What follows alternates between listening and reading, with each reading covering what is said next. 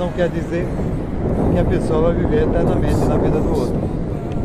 Então, foi um passado.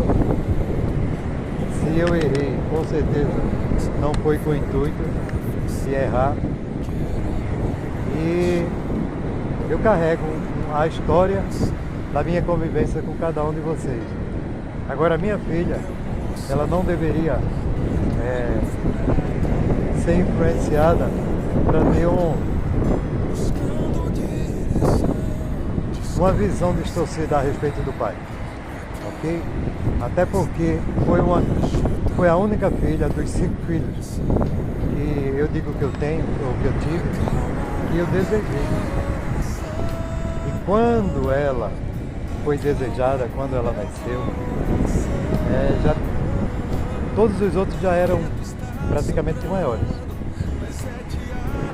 E eu sabia